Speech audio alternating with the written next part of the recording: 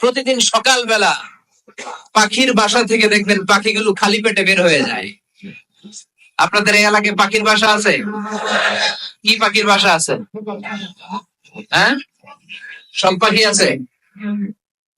তো সকালবেলা দেখবেন পাখির বাসা থেকে পাখিগুলো খালি পেটে বের হয়ে যায়।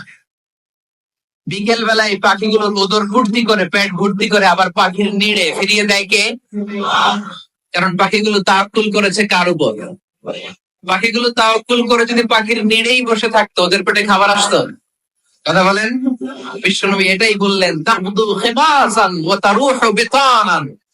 তোমরা যদি পাখির মতো তাওয়াক্কুল করো, মানে আল্লাহর উপর তাওয়াক্কুল করে জমিনে বের হয়ে যাও, তোমাদেরও রিজিকের দায়িত্ব নিয়ে নিবে কে?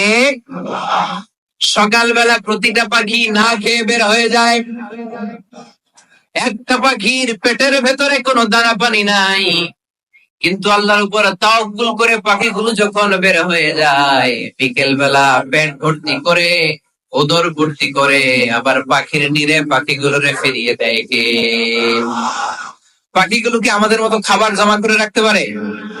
আমরা তো 7 দিনের বাজার একবারে করে ফ্রিজে রাখি। পাখিদের ফ্রিজ আছে না? আছে। আমাদের অতিরিক্ত টাকা হলে আমরা ব্যাংকে ব্যালেন্স করে রাখতে পারি, অ্যাকাউন্ট করে রাখতে পারি। পাখিরাও তো অ্যাকাউন্ট করে রাখে না? না, প্রতিদিন না খেয়ে বের হয়। কালকে ওই পাখিটা কি খাবে, কোন জায়গা থেকে তার রিজিকের ব্যবস্থা হবে, আল্লাহ ছাড়া কেউ জানে। এটার নাম তাওয়াক্কুল। এটার নাম কি? আমাদের সাধ্যের, আমাদের ক্যাপাসিটি, আমাদের ক্যাপাবিলিটির সবটুকু করে আমরা তাওয়াক্কুল করি একজনের উপর। চিল্লায় বলেন, তিনি কে? এজন্য ইসলাম আমাদেরকে শিখায়, সালাত যখন শেষ বের হয়ে যাও, কাজে নেমে পড়ো। কাজে কোনো লজ্জা নাই, পরিশ্রমে কোনো লজ্জা আছে? যিনি রিক্সা চালায় এতে তার কোনো লজ্জা আছে?